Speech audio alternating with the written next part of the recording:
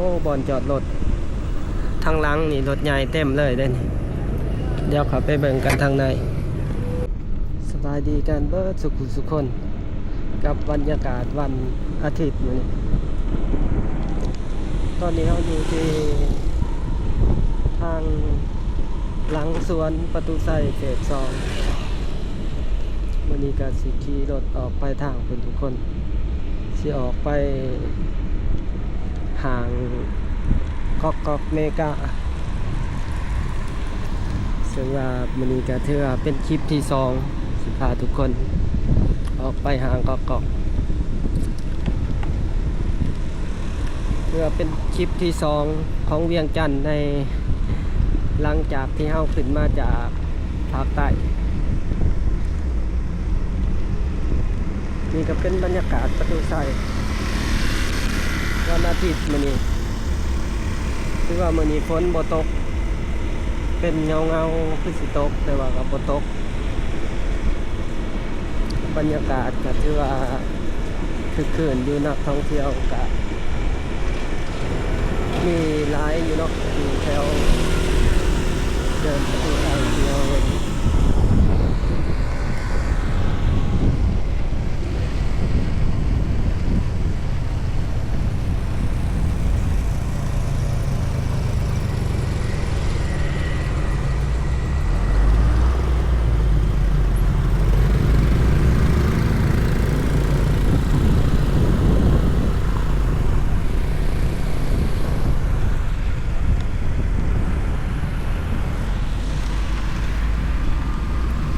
ทุกคนทางสายมือเฮาสิสังเกตเห็น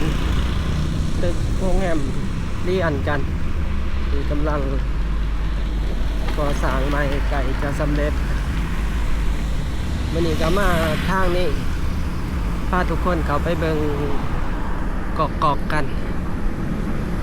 ก็บ่ได้เข้ามากอก2 อาทิตย์เดี๋ยวไปเบิ่งกันหางกอกเป็นจะได้ปัจจุบันหลังจากเปิดมาได้3 อาทิตย์แล้วทุกคนถือว่าเปิดมาได้3 อาทิตย์มื้อนี้ก็เข้าสู่อาทิตย์ที่3คนยังหลายกันอยู่บ่ไปเบิ่งกันทุกคนเสียงเฮาก็ยังแปลกๆอยู่ ถือว่ายังมีอาการไข้อยู่น้อยนึงแต่ว่ามื้อนี้ก็ได้มาทางนี้ก็เลยพาทุกคนเข้าไปเบิ่งกันโอ้บอนจอดรถทางหลังนี่รถใหญ่เต็มเลยเด้นี่เดี๋ยวเข้าไปเบิ่งกันทางใน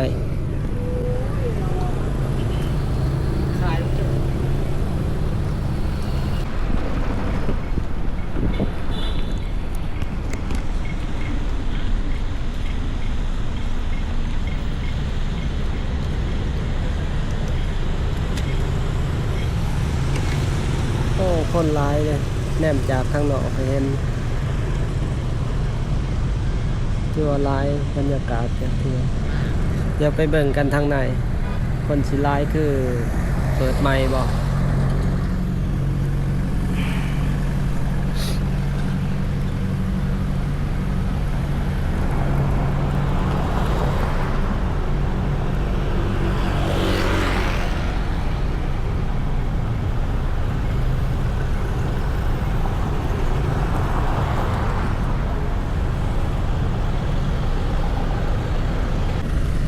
มาแต่ต่างแขวงต่างเมืองเลยเบิ่งจากรถเบิ่งจาก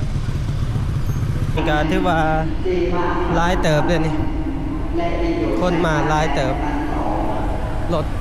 เกือบเต็มบอนจอดรถจักร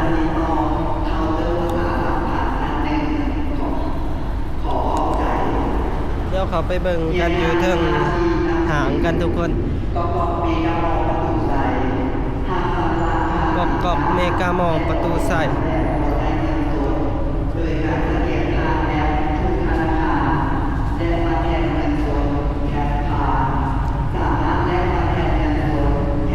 นี่เป็นทางขึ้นทางขึ้นทางคนถ้าเขามาจอดรถจักรอยู่ กรุณาติดต่อเคาน์เตอร์ประชาสัมพันธ์ท่านหนึ่งขอขอบสาย Dia value customer ประกอบมีกระมองกระตุ้นใจ access cashless payment through scan to pay and cash card cash card are available at information counter on the first floor Save card on the first floor and Indosena Bank on the second floor ตัวนี้เป็น ทางเขาประตู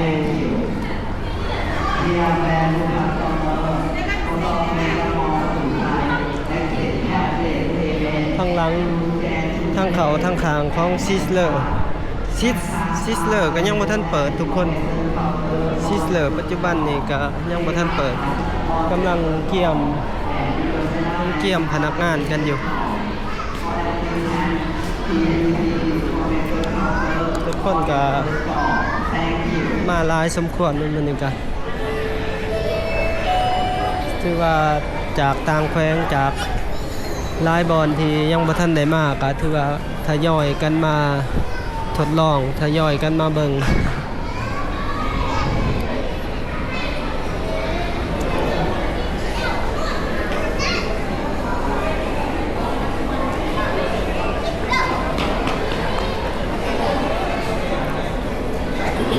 ตัวนี้เป็นห่านบอนชอนเป็นแบรนด์เกาหลีบอนชอนนี่ทางขึ้นที่หลายๆคนส่องแสงเว้ากันตลอดย่างละมักเตะมักลมบอนนี่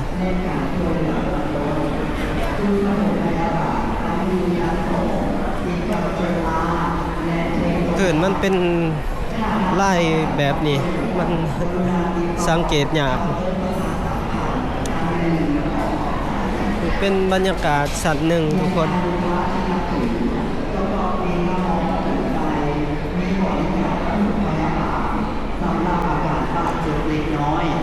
แลกการช่วยเหลือเบื้องต้นคือปัญหาพยาบาลทีมการเจรจาและทีมโซลาร์ถ้าไม่ต้องจ่ายความช่วยเหลือ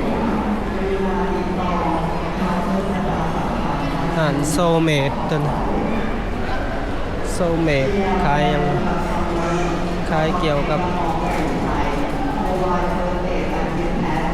อาหารแบบ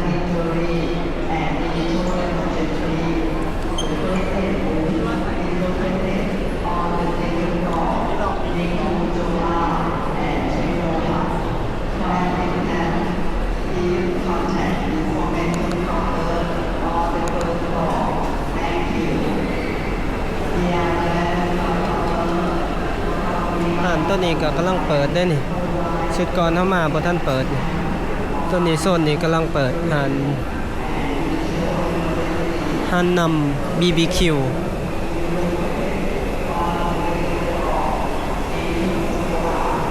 คือว่าเป็นอาหารแบบรู้เลยแต่นี่เป็นแบบดาดเกาหลีสินดาด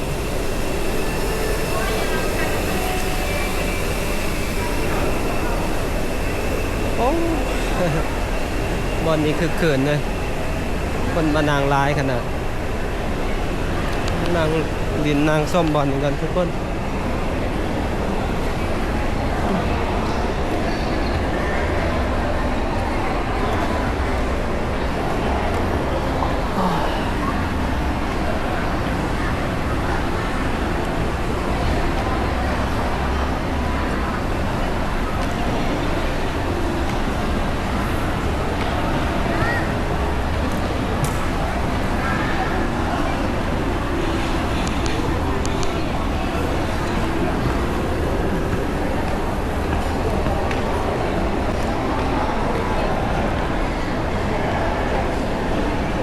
ก็ร้ายตามเคยเลยร้ายได้มั้ยนี่คนวันอาทิตย์จากที่สังเกตนี่จากนอกนครหลวงมาร้ายมั้ยนี่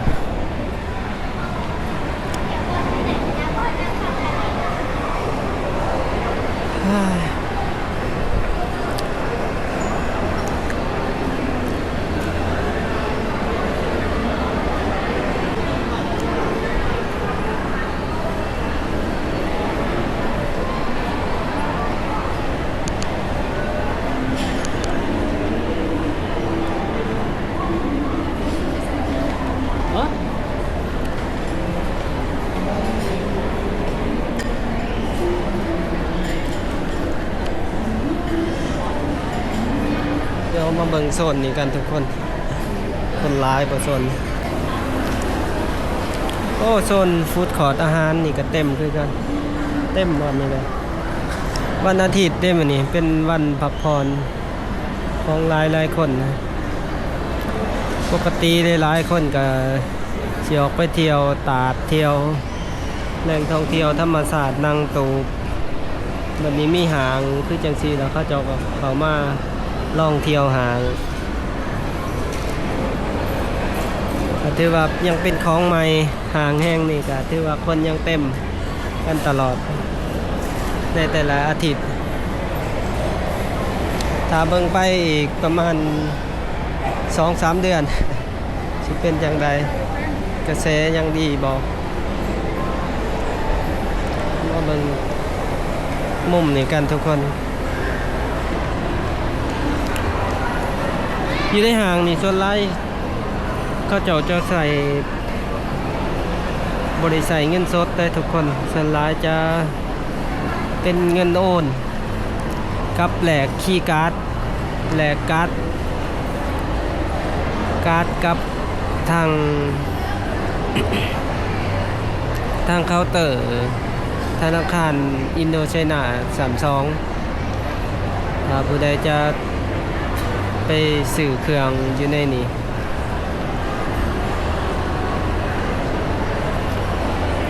แต่ว่าทั้งลุมบ่ฮู้ว่าเพิ่นเปิดซื้อการ์ดแล้วหรือบ่น่าจะเปิดละวันอาทิตย์2อาทิตย์หลังนี่ตอนเปิดทวิตที่ว่ายังบ่ทันมีการ์ดให้แลกเป็นเงินยังบ่ทันใส่การ์ด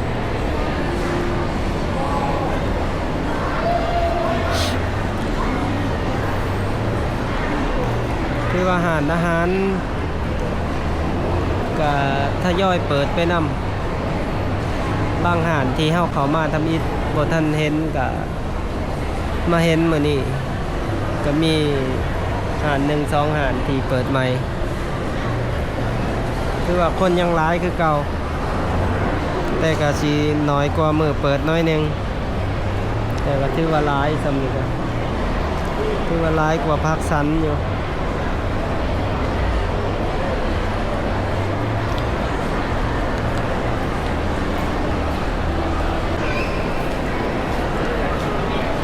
เดี๋ยวไปเบิ่งสันต่อไปกันทุกคน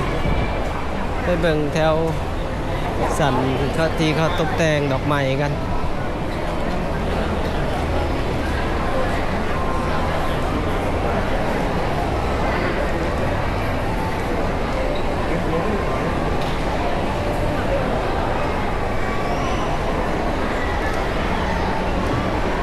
โซนนี้เขาเจาะตกแต่งไม้นี่เอาดอกไม้มาใส่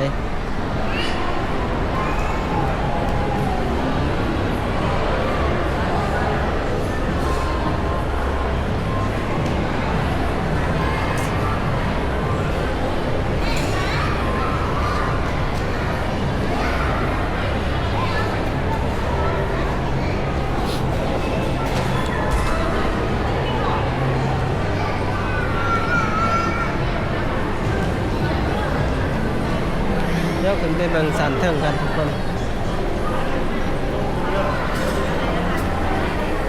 ไปเบิ่งบอลเขาถ่ายหูบอลเป็นภาพ3 มิติ4 มิติเขาเจ้ายังคนเต็มบ่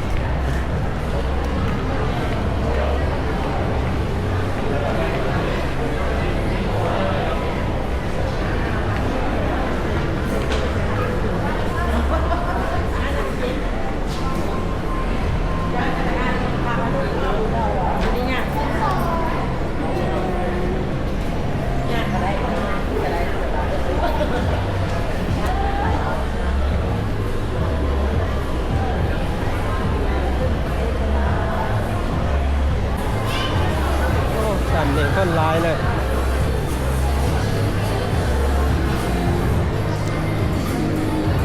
นี่บอลนี่คนเต็มตลอดมาลอกคิวถ่ายหูคุณจอง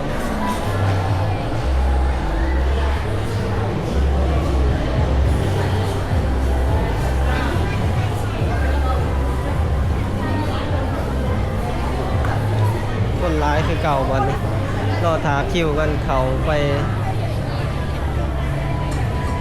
เบิ่งภาพ3มิติเขาไปถ่ายรูป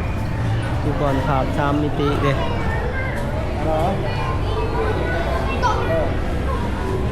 ศิลปะภาพเคลื่อนไหวสเตลล่ามีเดียอาร์ต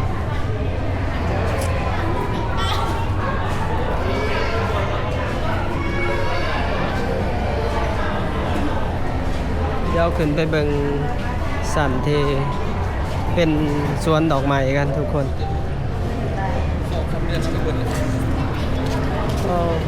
อ่านค่ายเครื่องเสื้อผ้าครับมีลูกค้ามาถาม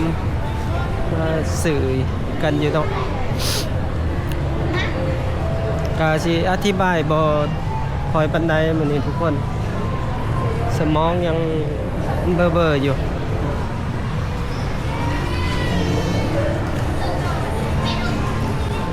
เราขึ้นไปเบิ่งสันสุดท้ายกัน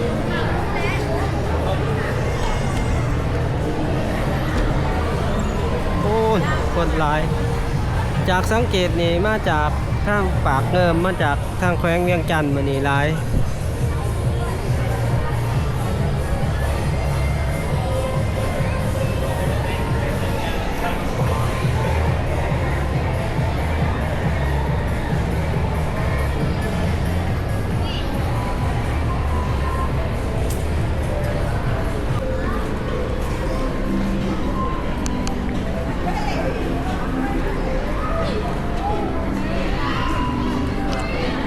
ตัวนี้สันสุดท้ายที่เป็นสันที่เขาเจ้าขายรถแล้วก็ตกแต่งเป็นสวนดอกไม้สันนี้ที่ว่าผู้หญิงมักขนาดผู้หญิงผู้เฒ่ามักขึ้นมาถ่ายรูป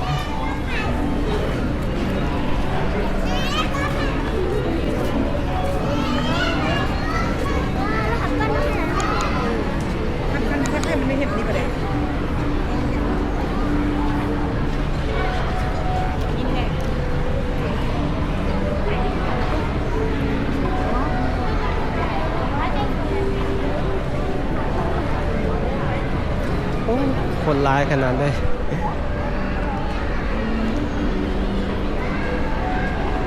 ผ่านตลาดนะ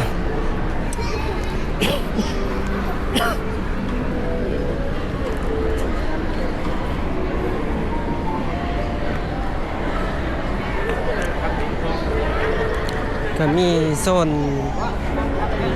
บอลเด็กหน่อยลินมีโซนเด็กหน่อยอยู่เทิงนี่ก็มีรถไฟลากให้ขี่บอล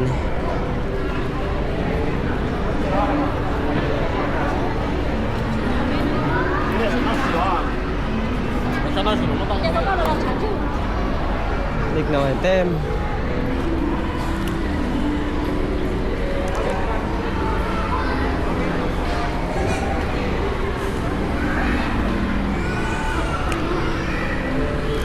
ก็มีคนร้ายถูกสั่นเลยทุกคนถือว่าอาทิตย์ที่3ห่างกอกเมกานี่ก็ถือว่ายังได้รับความนิยมกระแสยังบ่ตกทุกคนถือว่ายังมีผู้คนจากสารทิศทั้งนครหลวงแล้วก็ต่างแขวงต่างเมืองเขามาเที่ยวชมเขามาทดลองเบิ่งหางใหม่ถือว่าคนหลายถือว่าผลตอบรับดีสำหรับหางแห่งนี้โซนนี้ใกล้จะเปิดแล้วทุกคน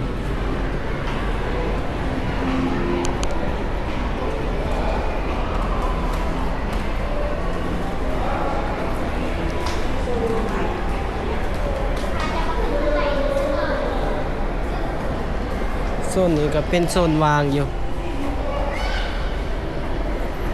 เขาก็ยังถาเขาจะมาเซาในโซนนี้กับโซนนั้นก็วาง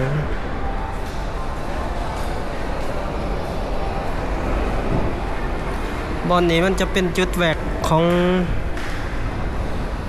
ที่ว่ามันมีตึกที่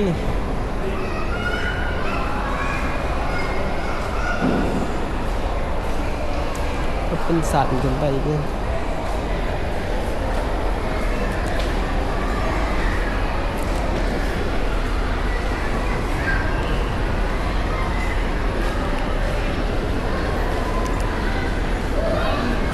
บอลนี่ก็เต็มเลยโซนของหลินเล็กหน่อยร่วมกันอยู่นี่เลย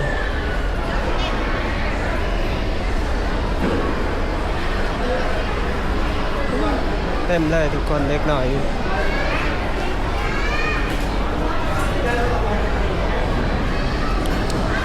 เต็มบอลนี่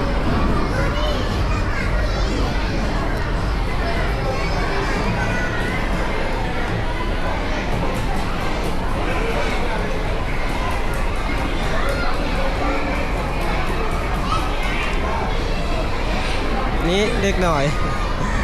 มันร่วมกันอยู่นี่แต่ก่อนไปร่วมกันอยู่ไอเต็กคน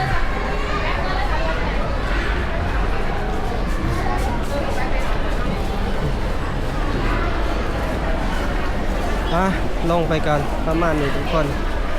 สำหรับในคลิปนี้